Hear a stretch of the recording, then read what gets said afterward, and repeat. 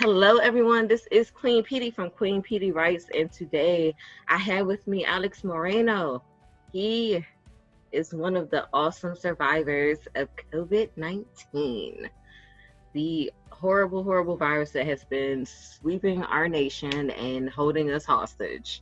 All hmm right. So, my first question to you would be, what was it like when the lockdown first started for you? Because I know that you're in New York.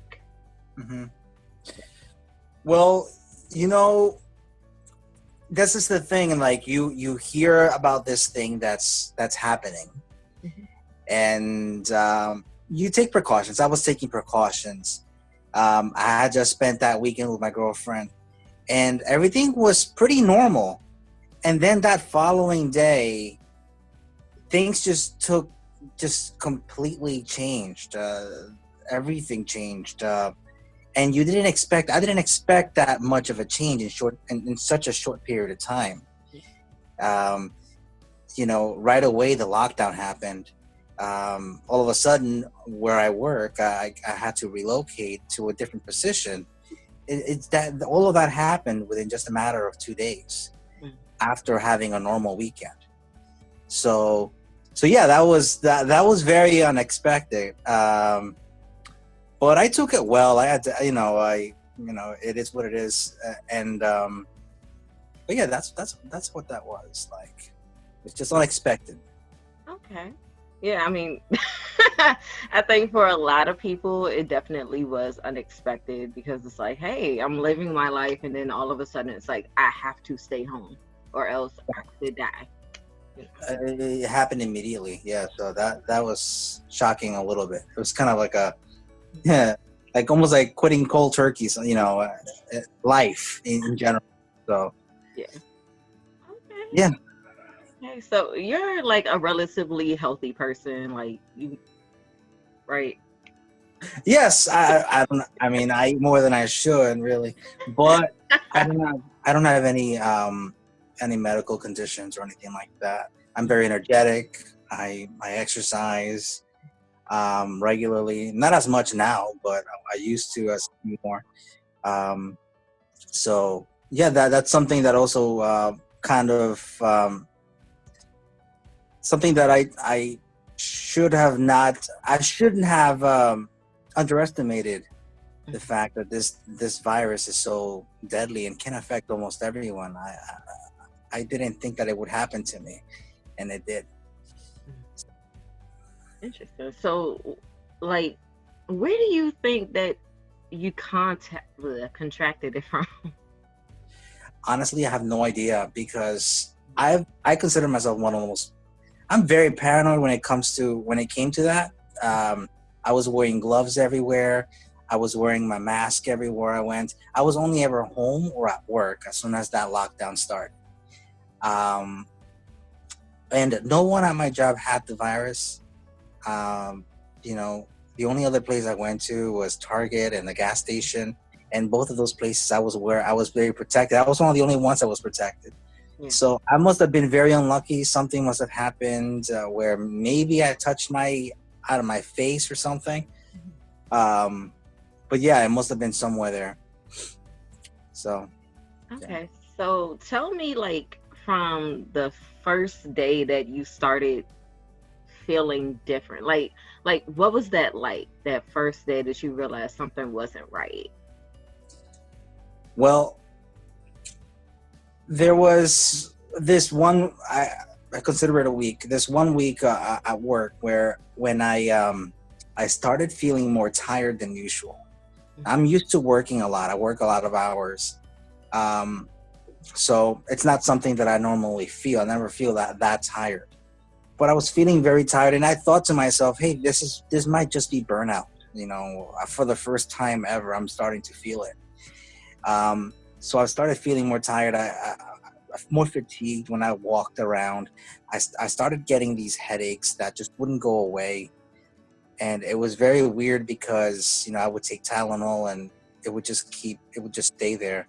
It would just focus. It was just centered right behind my eyes. So it was very uncomfortable. I still didn't think that I had the virus. I just thought that I was just tired. So I just told my boss, hey, I should kind of relax a little bit. Let's take less overtime and just stay home and rest. And one morning, it was a Monday, so that whole week I was feeling that way. It was getting a little worse. That following Monday, I started feeling pressure in my lungs, and at that point, I started to make a connection. And I was like, okay, well, this might be the virus, because that is something I never felt before. So I called my boss. I told her, listen, I might have the virus. I'm not sure. I'm not feeling well. Um, so I'm just going to be safe. I'm just going to stay home and see if I feel better tomorrow. And then that the following morning, it really hit me, and I got all the serious symptoms at once, and it just came in. So, No. Yeah, because like I remember like you were posting statuses and you were saying you might have it, and I'm like, whoa, like now it's yeah, getting kind of close. You know, Facebook has become almost like a diary for me in a way. yeah, it was. And that's why I was like, I have to like get more extensive like hmm explanation from you. hmm Definitely. So I'm glad that you did do that. So Thank you. Appreciate it. it's no problem. But so there was a status where you were talking about going to get the COVID-19 test. And you were saying that like walking was just hard for you. Like, Was yeah. yeah, yeah. It's first of all, just getting the test done here in New York was difficult. I called that following morning when I was just completely exhausted.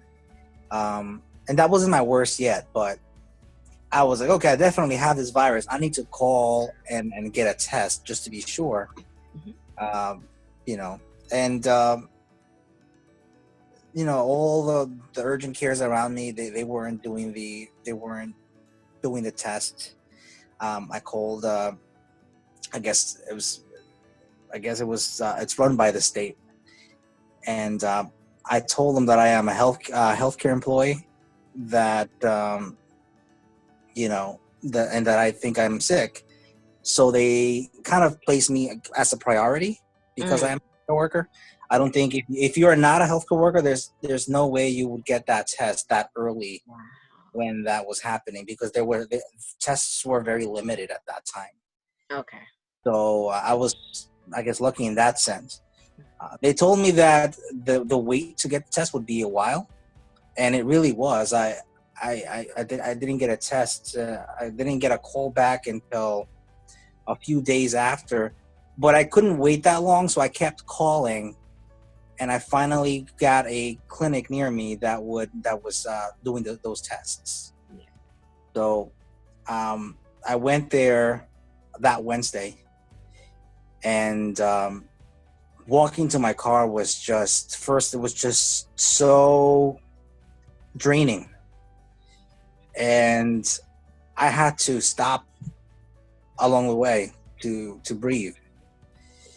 And I didn't want my mom taking me because I don't want her getting sick. So I had to do it myself. And I finally got to the car. It felt like a small achievement. I mean, it um, was. It was. yeah, Yeah. I caught my. I know. I left an hour early. This place is 5 minutes away from me. I left an hour early because I knew it would take me a while to get there. Wow. So, and it did take me close to an hour to get there. Just walking to the car, getting at once I'm at the car, I'm resting, and then I'm driving there. I got there. I walked in, and at that point, I felt like the worst ever. My heart rate was really high. Um, and this place was, so I walked in. It was about 20 minutes of 20 feet of walking. I got to a room, and they gave me the test. They put a little stick up my nose. That was not comfortable. Yeah. Um, Good question though. How far up your nose so people will know that this is not a game? How far up your nose did it go? It went all the way in until it hit something. I And thought it then was. people laugh. So, I felt it bump into something. I don't know. I'm sure it was all the way back towards the back of my throat. oof.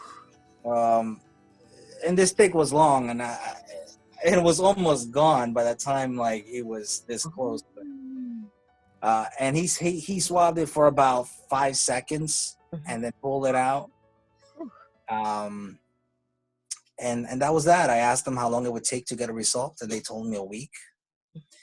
So, you know, I definitely knew I had it. I took it more for just so that I can give it to my employer and let them know that I am really sick, Yeah. that I am, that I should get paid for that time.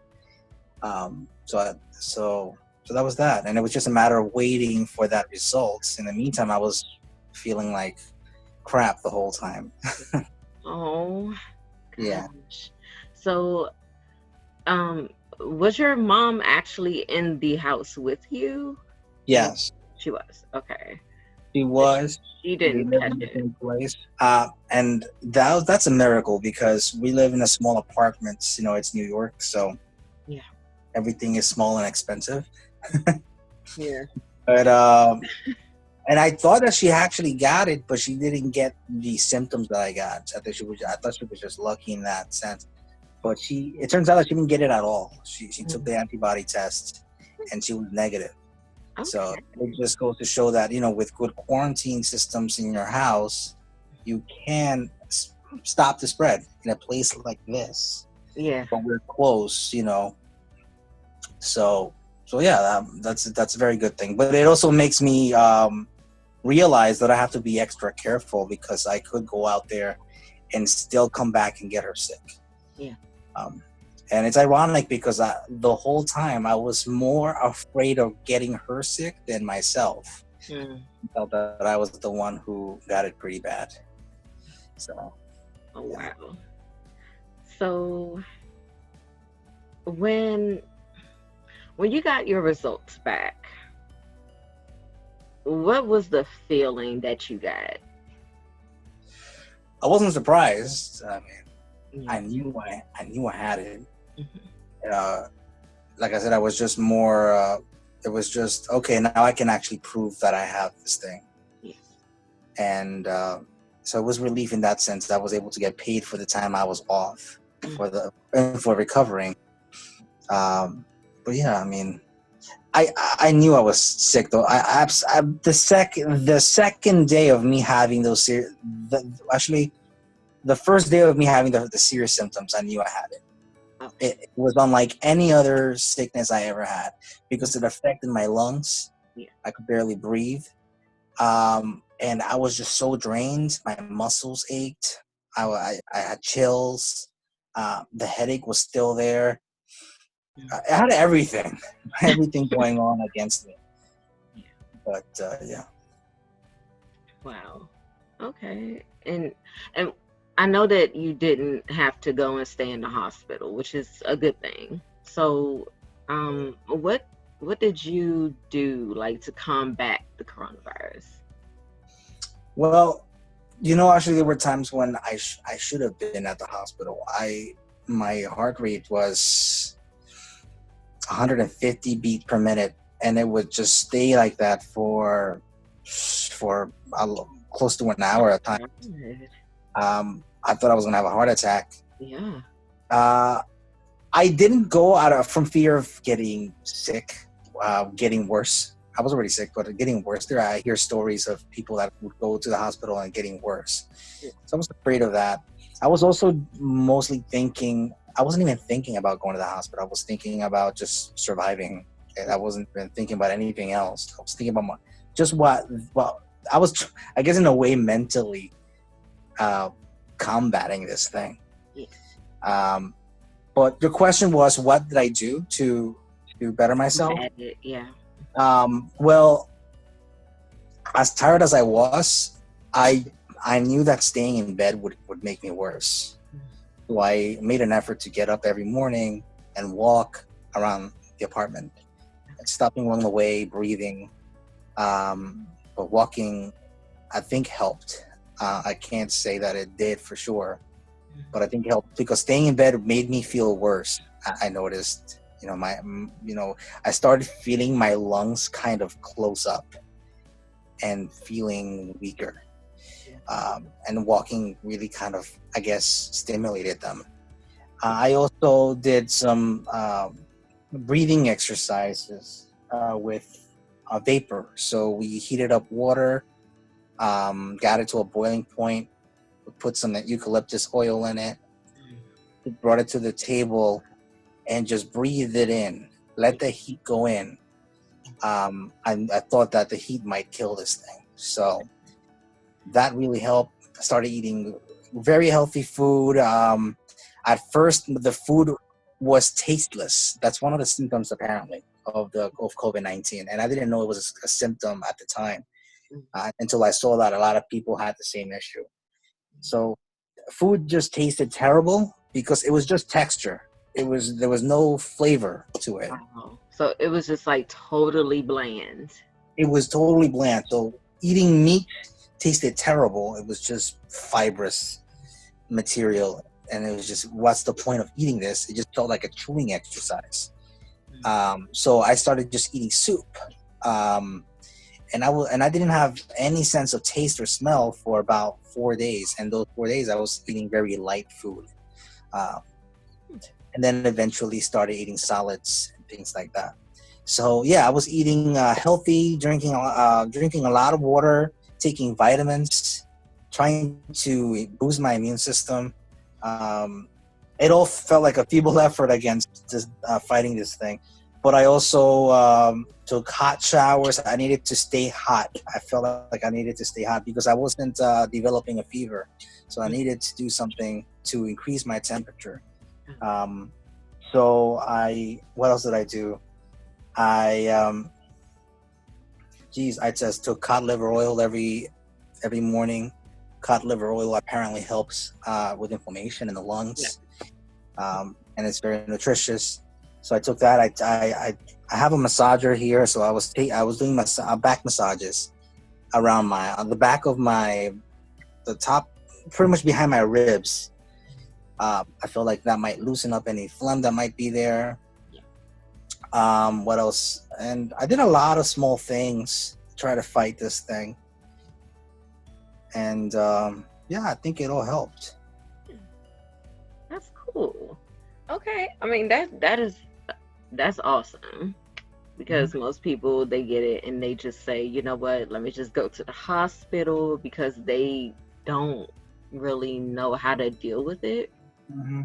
But it's good that you know. I do suggest, if people are in a situation where they are absolutely, it's going there or dying, just go to the hospital. At that point, you have nothing to lose. Yeah. But I felt like I had a chance of fighting it on my own, and that's why I stayed here. It might have been foolish to do that, but I don't know. I felt like that was the best for me. I can't recommend that for other people. I hope I don't get people killed by Oh my gosh, I would hope not. I would hope not. But yeah, and hospitals generally, I never liked going to the hospital for anything, or to a doctor. But that's just my personal thing. Okay. That's something. It actually changed my perspective in medicine. From now on, I feel like I need to go to see my doctor more often. And all that. Yeah. Okay, that's cool. So I want to know, like, how it affected your family. Well, I used to get calls every day.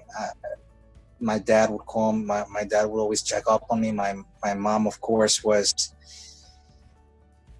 she was she was crying all the time because I was not doing well. My sister was always checking up on me. A lot of people were checking up on me. I couldn't answer them because I had a hard time breathing. I couldn't talk, so I resorted to texting them, letting them know that I was okay. My girlfriend, she was I guess depressed over this. Oh no. It was hard for everyone. It was hard. I didn't let people know how bad it was at the time it was happening. I didn't want to worry them Yeah. um, as much. I let them know how terrible it was after I survived it. But yeah, they all took it pretty badly, but they were very supportive. Mm. Making sure that I was okay. People. I'm very grateful that I have good friends that dropped off food and supplies for me. Um, yeah, I have a very supportive circle, so I'm very very grateful for that. Okay. So another question is, I don't know if you saw that there were people in New York protesting, being quarantined. How did that make you feel? No, like knowing that you just survived the thing that they're kind of protesting against being quarantined from. It was a little discouraging to see that because as someone who just went through that, it's something that you experience, and then you can say for sure this is not something I wish on my worst enemy. Yeah. And so when I see people that are doing that, I think that there's maybe ignorance plays a factor in them going there and doing that because they don't realize that this could affect them. And it's not just them. They can carry this virus, bring it home, and then spread it to their family, and their family, didn't have a choice in Yeah. in And in, hold. in having it at all. Or you're spreading it to people in the community who have no choice but to go out there and get necessities. Uh, so I think that people, I know it's very difficult. It's a very difficult time. All of our lives have been affected by this. I haven't seen anyone because of this thing, out of fear of possibly getting them sick. So of course, I miss them. I want to go out and do things, but you have to be considerate. You have to, you know, think of the fact that you might spread it onto them. I haven't seen my girlfriend in 2 months, over close to 3 months because how long has it been now? It feels like it's been About forever. 3. Because I It's think we started in March. It's May now. Yeah, it's been a long time, and that's the longest time that we've been separated. But I do it because, and even now, as someone who's no longer has it, who knows? I could carry it on my clothes. I don't want to get her sick. Yeah. So yeah, people just have to be considerate, be a little patient, and just wait out a little longer because it's not gonna last forever. It's gonna pass, but it won't pass quickly unless we are cooperating and being mindful of each other. Yes. And that is so true. That words from a survivor, you guys. Words Mm-hmm. from a survivor. Whew, man. I mean, like that just sucks. I'm sorry, it just really sucks. Because like they think that their lives are like the only ones that have been like turned upside down, and they don't realize that it's literally everyone. Yeah, And everyone's going through this. yeah. It's definitely not fun being home all the time. I don't like being home. I'm always out. I'm Yeah. always outside. So I definitely understand why you want this to stop. But Yeah. it's not a switch you can just turn on or off. Things could open, but that doesn't go this thing. Doesn't make this thing go away. All it does is open things up for more chaos to happen. So Yeah, that's true. That is very true. So let's see. I'm sorry. Um okay, so what precautions are you taking now to make sure that you don't get a resurfacing of the virus? So there's a chance that I, for example, might have the antibodies. I didn't take the antibody test. There's a chance I have them. Uh, but I'm not taking chances. I'm still being careful because we still don't know if the antibodies uh, are good enough to fight this thing. They might not be strong enough to do that. They might be ineffective. They might have expired. It might have, been no longer effective at all. So I have to be careful with that. So I still wear a mask, of course, everywhere I go. I do it mostly because I don't want to bring this thing home with me and get my mom sick. Yeah. So we still have a system that I still follow. I go to work. I mean, from here I go to work. I come back. I go straight to the shower. I don't touch anything. Um, I go through a whole sanitate. I'm sanitized. What is it called? Yes, and then I can resume my normal life here at home. Yes. Steam everything. We steam as soon as I'm in here. My mom is already steaming my shoes that I put on the towards the door. Love it. Um, this house is completely germ free. We have air purifiers everywhere. I think we're virus proof in here. Oh my gosh. I We have like a we have containment laundry. That's how paranoid we are here. Wait, you have what? In the laundry in our bathroom we have laundry that for clothes that's been exposed out in the community. Oh, okay. That's not mixed with our regular house Okay. laundry that's inside. So Okay. we do take that extra precaution. Yeah. Yes. Okay. Oh, well, a question about like during, your time. At any point, were you afraid that you weren't going to make it? Yeah. Especially actually the last day of me having it. It turns out to be it was the last day of me having those serious symptoms. There was the time I had gone to the bathroom. I showered, of course, but then I finished showering, and I just didn't have the energy to get dressed. Um, I was so tired and so out of breath. My heart rate was racing. It was just all the way up here. I collapsed to the ground and just stayed there, Oh wow. just trying to breathe.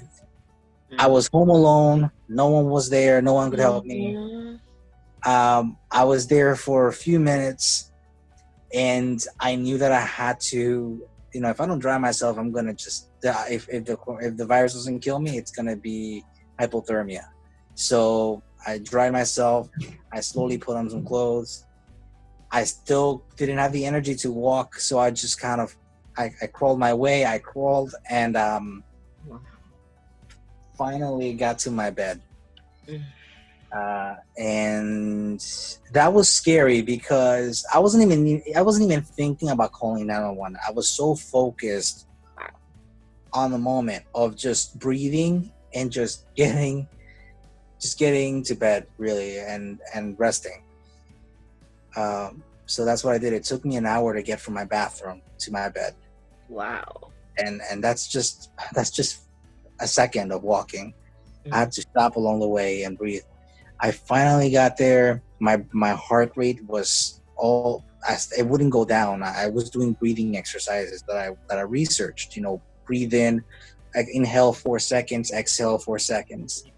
That wasn't slowing it down at all. And I thought I was gonna die at that point. I couldn't find my phone, so I couldn't text anyone. I was thinking about my girlfriend. I should say something in case I don't make it. Yeah. I couldn't form any last words because I had nothing, and I wasn't gonna chase it. I wasn't gonna look for it. I needed to breathe. Yeah. So I just stayed there in bed until I passed out, and I don't remember that heart rate going down. I passed out eventually, and the following morning, all of my symptoms disappeared. It was the weirdest thing. All of my symptoms were gone. I still had a sore throat, but I could breathe now and I could walk. That was the biggest thing that was affecting me. So yeah, that was a close call.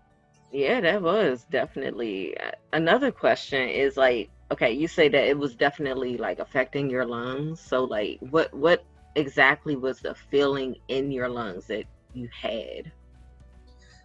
So it's weird. It's hard to explain because it was first I felt like I wasn't breathing as much air as I could, as I was able to before.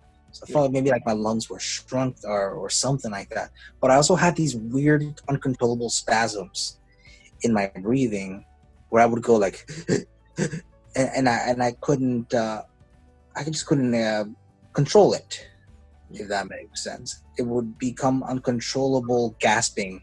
Kind of like a hiccup or something. In a way, yeah, similar to a hiccup. Um, so that was very weird, and it became very spontaneous and erratic. The more, the more my symptoms developed. Um, so yeah, the breathing became uncontrollable in a way, and just trying to gain control of my breath would sometimes make it worse. So I had to just kind of let my lungs kind of breathe on their own in a way. Yeah, so that was hard. And even after I recovered, I still had moments of that uncontrollable gasp. Okay. And I thought after I recovered that following morning, but I still had these weird symptoms that just didn't go away. But like that symptom was just that weird gasp that would come in, every 30 minutes or so. And I thought it was going to be permanent. That's the thing too. If you think that some of these symptoms are going to be permanent, they are not. I felt like that sometimes. Even after I had recovered, my limbs, my fingertips and my toes they were in pain, and I thought that was going to be permanent, but it went away after a while. The sense of taste came back. I thought that was going to be permanent. I was afraid of that being permanent, and I like to eat, so that was the thing. But yeah, when it came back, you really do smell and taste everything. Everything became super enhanced. I Oh, think so now that's you're a super taster in a way now. I at first I thought, hey, maybe I developed some kind of superpower tasting, but I think it was just my body reacting to smell after not having it for so long. Mm, wow, that is amazing. It's so crazy. Oh, superpowers. But yeah, I was gonna ask you, like, did anything kind of linger around? So you actually answered the question I was gonna ask, but thank you for that. So now I wanna ask if you wanna tell, people who might not be taking this as serious as they need to. Like, is there anything that you want to say to them at all? Really, my advice is to not underestimate it. I underestimated it, even though I still took precautions. Um, I still made jokes about it. I still joked about it, and Yeah. it, you know, just because you're young and healthy does not mean you're immune to this thing. It can affect you. Chances are it won't, because the statistics do say that most young people will not experience the symptoms. They'll be asymptomatic. Mm. But there's still that. I was just extremely unlucky in that I got it. And I see a lot of young people that are getting it. I'm part of a Facebook group of COVID survivors. Yeah. And most of the people posting are young. Mm-hmm. And they're talking about their experiences. Some of them have had their symptoms for months. I mean, these are people that are. I'm pretty lucky in that I only experienced the symptoms for about 2 weeks. 1 week being really bad. Most of them are going through this over 2 months, and they're still going through it. So don't underestimate it. And there's also that chance of you carrying it and then spreading it around, which makes you even more dangerous, because that means that you're not home. Asymptomatic people are not home recovering. They're out there living their lives, Because they don't know they have it. unaware. Yeah, they're unaware that they're getting people sick, and they're the ones who are spreading it around.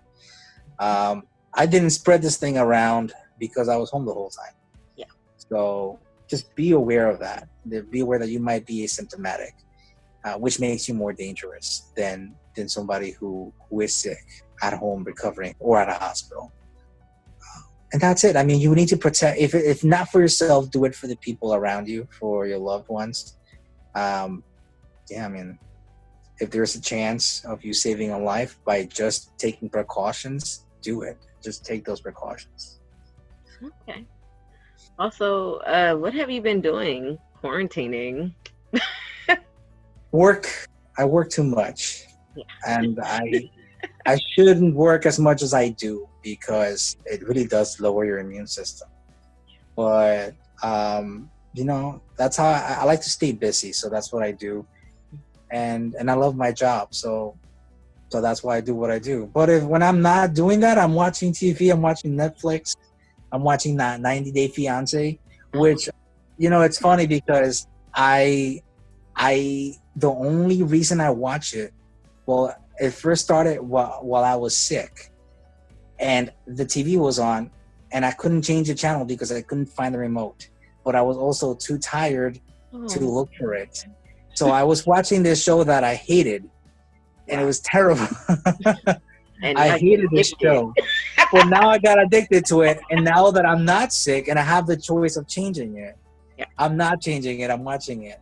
So yes, I'm watching that, and I'm watching a ton of Netflix. I played a bunch of video games. I do have a huge board game collection. You can see that over there. Yes. So I keep myself entertained by playing by myself, which is not as fun as playing with people, but something. And when it's nice outside, I walk. I keep my distance the whole time and walk. So that's what I'll do this weekend. I'm not working, so get to exercise. Okay. Well, I thank you so much for giving me this interview because I just want people to be safe, and I know you want people to be safe as well. So I totally appreciate it, and give G my love. I appreciate that. Yeah. If my story can help anyone, I hope it does. And I appreciate you helping it spread and spreading a message here. We're both doing something for society, and that's a good thing. Thank you. All right. Well, I appreciate you talking to me. I appreciate you. A lot of people don't want to talk to me now. I'm just kidding. What? I'm just kidding. Thank you. I'm so sorry. Thank you for listening to me. No problem. No problem. You are perfectly fine. But yes, thank you. And for everyone, stay home, stay safe, wash your hands. And once again, stay home. All right. Stay awesome.